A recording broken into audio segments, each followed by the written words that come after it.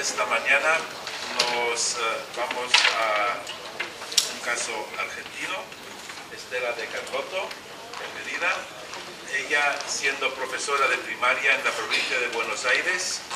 su vida dio un vuelco con la desaparición en el año 1977 de su hija Laura. Desde entonces se convirtió en miembro de la asociación Abuelas de la Plaza de Mayo, de la que es en la actualidad presidenta, en un intento por buscar a su hija, así como a su nieto, que nació en cautiverio. Asimismo, es presidenta del Comité Argentino de Seguimiento y Aplicación de la Convención Internacional sobre los Derechos del Niño y ha escrito ampliamente sobre la cuestión de los niños desaparecidos en Argentina. Bienvenida, adelante, Estela. Bueno, muy buenos días a todos y a todas. Realmente agradezco profundamente la invitación a compartir con ustedes estas jornadas tan importantes para mantener viva la memoria, para juntar manos, para seguir luchando, haciendo de esto una cosa universal. Lo que pasa hoy en día en un país afecta a la humanidad de este planeta y nos tiene que convocar justamente a todos a compartir, a aprender y también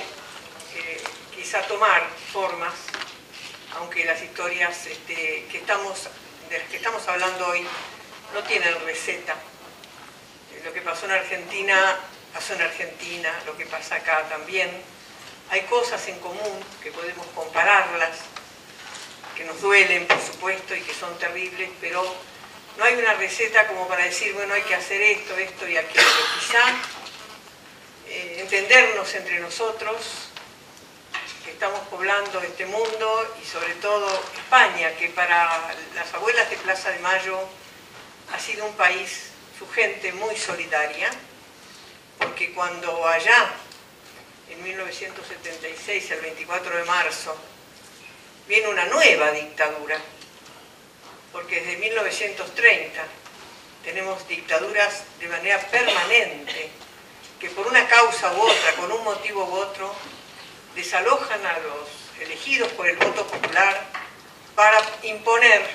según ellos, siempre cosas buenas, pero sabemos los pueblos que fueron cosas siempre muy malas, de tener una oligarquía muy poderosa y un país rico empobrecido. Hemos tenido golpes de Estado cruentos, pero como nos educaron desde pequeños, yo nací en 1930, voy a cumplir 82 años ya, de manera que mi historia está ligada al nacimiento de las dictaduras, a la educación que me dieron en las escuelas aceptándolas, a la pasividad social que hubo siempre, porque en aquella época no había televisión, pero estaba la radio, y recuerdo el comunicado número 1, la marchita y los salvadores de la patria. Mi papá no trabajaba, yo no iba a la escuela, pero al día siguiente todo seguía para lo que era mi entorno social igual. Solamente la clase obrera, siempre contestataria, los estudiantes, con esa pureza propia del que protesta cuando algo anda mal, eran visibles, pero el resto nos educaron aceptando. Y así vinieron dictaduras, la de 1955, donde hubo bombardeos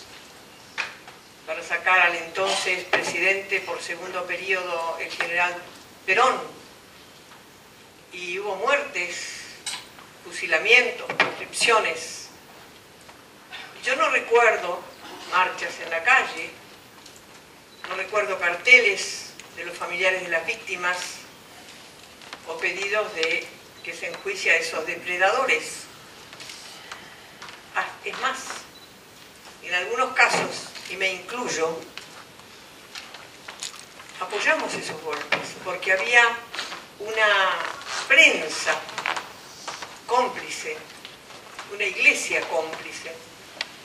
para decir que ese gobierno tenía que salir, que era demagogo y que tenía características dictatoriales cuando era elegido por el pueblo, Por lo tanto, ese mea culpa que me hago y que espero que muchos argentinos se lo hagan,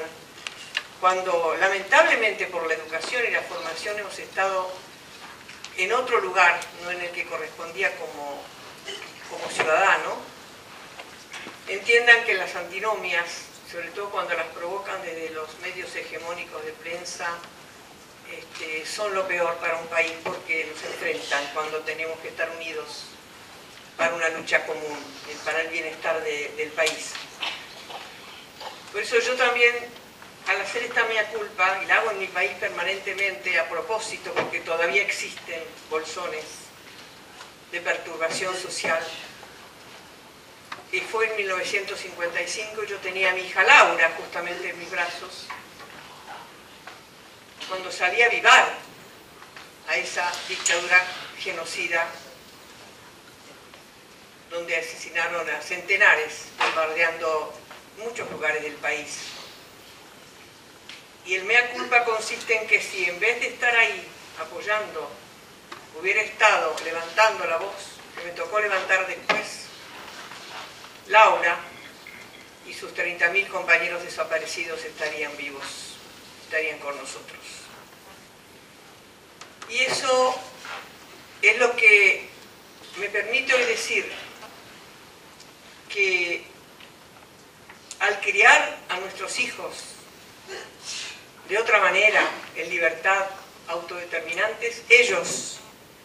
esa generación del 70, fue libre pensadora. Nosotros seguíamos quizá aplastados todavía por esa educación falsa, pero ellos nos despertaron a una realidad totalmente distinta. En las cenas o almuerzos familiares discutíamos cómo ellos tenían esa vocación de lucha visible que nosotros no habíamos tenido. Y como antes de esta dictadura que comienza el 24 de marzo del 76, con un gobierno constitucional como el de Isabel Perón, una inepta mujer, que creo que está por acá, esta señora no solo aceptó, sino permitió la existencia de una banda terrorista desde el Estado, cómplice con las Fuerzas Armadas, denominada Alianza Anticomunista Argentina, la AAA, que ya, y en democracia todavía, comenzó a dar muestras de lo que se venía, con secuestros y muertes a la vista, con cadáveres que quedaban a la vista, y empezar a sembrar el miedo al pensante, al disidente. Ya nuestros hijos, entonces militantes, en el caso particular de Laura y mi segunda hija Claudia, universitarias, activas, nos venían diciendo lo que iba a pasar en el futuro, que iba a haber un golpe militar, que iban a venir momentos terribles. Y de ahí fuimos aprendiendo de ellos su persistencia, aunque lógicamente, como había miedos de una madre que no le pase nada a su hijo, queríamos desalentar esa lucha, que no sigan, que estudien, o sea, atontarlos, hacerlos también a ellos idiotas útiles como fuimos nosotros.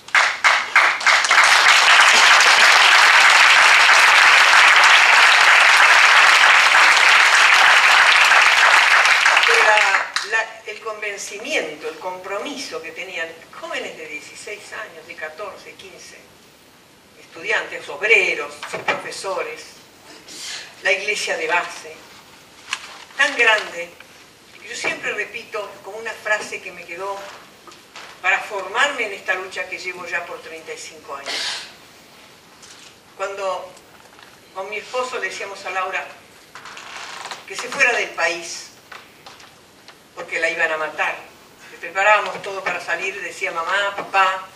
no me saques, yo vuelvo cuando me despierte, porque solo dormida. No pierdan tiempo, este es mi lugar, esta es mi lucha. Y estoy luchando por la justicia social, frase que me quedó grabada también.